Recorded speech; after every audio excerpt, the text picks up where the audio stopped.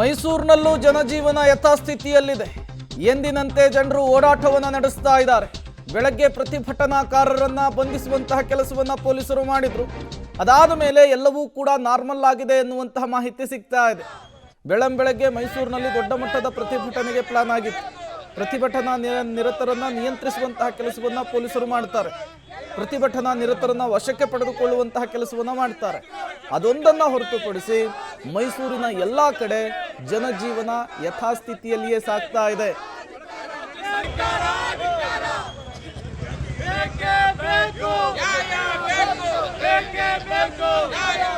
ಮತ್ತಷ್ಟು ಡೀಟೇಲ್ಸ್ ಅನ್ನು ಕೊಡೋದಕ್ಕೆ ನಮ್ಮ ಮೈಸೂರಿನ ಪ್ರತಿನಿಧಿ ಕೆಪಿ ನಾಗರಾಜ್ ನೇರ ಸಂಪರ್ಕದಲ್ಲಿ ಜಾಯಿನ್ ಆಗಿದ್ದಾರೆ.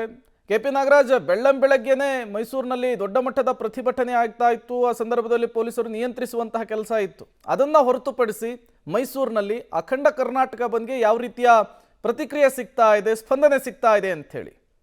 ಮೈಸೂರು ಸಂಪೂರ್ಣವಾಗಿ ಸಹಜ ಸ್ಥಿತಿಗೆ ಮರಳಿದೆ. ಪ್ರೇಮ್, ಬೆಳಿಗ್ಗೆ 6 ಗಂಟೆಯಿಂದ 8 ಗಂಟೆವರೆಗೂ ಮಾತ್ರ ಮೈಸೂರಿನ ಗ್ರಾಮಾಂತರ ಬಸ್ ನಿಲ್ದಾಣದ ಬಳಿಯಲ್ಲಿ ಕನ್ನಡಪರ ಸಂಘಟನೆಗಳು ಪ್ರತಿಭಟನೆ ನಡೆಸಿದರು. ಹಾಗಾಗಿ 2 ತಾಸುಗಳ ಕಾಲ ಬಸ್ ಸಂಚಾರ ವ್ಯವಸ್ಥೆ ಅಸ್ತವ್ಯಸ್ತಗೊಂಡಿತ್ತು.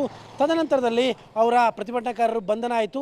ಈಗ ಸಂಪೂರ್ಣವಾಗಿ ಮೈಸೂರು ಯಥಾಸ್ಥಿತಿಯಲ್ಲಿ, ಮಾಮೂಲಿನ ಮೈಸೂರು ಯಾವ ರೀತಿಯಾಗಿದೆಯೋ ಅದೇ ರೀತಿಯಾಗಿ ಮತ್ತೆ ಕಾರ್ಯಚಟುವಟಿಕೆಗಳು ಶುರುವಾಗಿದ್ದಾವೆ. ಆದರೆ 11 ಗಂಟೆ ನಂತರದಲ್ಲಿ ಅಂಗಡಿ ಮುಗ್ಗಟ್ಟುಗಳು ಕೂಡ ಓಪನ್ ಆಗುತ್ತೆ.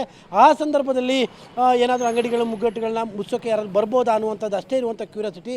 ಆದರೆ ಬಹುತೇಕ ಮೈಸೂರಿನಲ್ಲಿ ಬಂದ್ಗೆ ಯಾವುದೇ ರೀತಿಯಂಥ ಪ್ರತಿಕ್ರಿಯೆಗಳು ಕೂಡ ವ್ಯಕ್ತವಾಗಿಲ್ಲ. ಯಾಕೆಂದರೆ ಬಂದ್ಗೆ ಯಾರು ಕೂಡ ಬೆಂಬಲವನ್ನು ಕೂಡ ಕೊಟ್ಟಿಲ್ಲ. ಅದು ಅಂಗಡಿ ಮಾಲೀಕರಿರ್ಬೋದು, ಹೋಟೆಲ್ ಸಂಘದವರು ಇರ್ಬೋದು, ಅಥವಾ ವರ್ತಕರಿರ್ಬೋದು, ಯಾರೊಬ್ಬರು ಕೂಡ ಬಂದ್ಗೆ ಬೆಂಬಲವನ್ನು ಕೊಟ್ಟಿಲ್ಲ. ಹೀಗಾಗಿ ಮೈಸೂರಿನಲ್ಲಿ ಬಂದಿನ ಬಿಸಿ ಯಾವುದೇ ಹಂತದಲ್ಲೂ ಕೂಡ ತಟ್ಟುವಂಥ ಸಾಧ್ಯತೆಗಳು ತೀರಾ ಕ್ಷೀಣ ಆಗಿದೆ. ಬೆಳಗ್ಗೆ 2 ತಾಸುಗಳ ಪ್ರತಿಭಟನೆಗೆ ಅಷ್ಟೇ ಈ ಒಂದು ಬಂದ್ ಸೀಮಿತವಾಗಿತ್ತು. ಬಹುತೇಕ ಮೋಸ್ಟ್ಲಿ 11 ಗಂಟೆ ನಂತರದಲ್ಲಿ ಕೆಲವೊಂದು ಕಡೆಗಳಲ್ಲಿ ಪ್ರತಿಭಟನೆಗಳು ಆಗ್ಬೋದು. ಆದರೆ ಬಂದ್ ಅನ್ನುವಂತಹ ಮಟ್ಟಿಗೆ ಮೈಸೂರಿನಲ್ಲಿ ಏನು ವಾತಾವರಣ ನಿರ್ಮಾಣ ಆಗಿಲ್ಲ. Prem. Okay, thank you KP Nagaraj ತಮ್ಮೆಲ್ಲ ಮಾಹಿತಿಗಾಗಿ. ಇದು ಮೈಸೂರಿನಲ್ಲಿ ಅಖಂಡ ಕರ್ನಾಟಕ ಬಂದ್ನ ವಿಚಾರಕ್ಕೆ ಸಂಬಂಧಪಟ್ಟಂತೆ ಸಿಗ್ತಾ ಇರುವಂತಹ ಮಾಹಿತಿ. ಬೆಳಗ್ಗೆ ಒಂದು ಪ್ರತಿಭಟನೆ ಆಯಿತು. ಅದನ್ನು ಹೊರತುಪಡಿಸಿ ಈಗ ಮೈಸೂರಿನಲ್ಲಿ ಜನಜೀವನ ಪ್ರತಿನಿತ್ಯದಂತೆ ಸಾಗ್ತಾ ಇದೆ ಅನ್ನೋದು ಗೊತ್ತಾಗ್ತಾ ಇದೆ.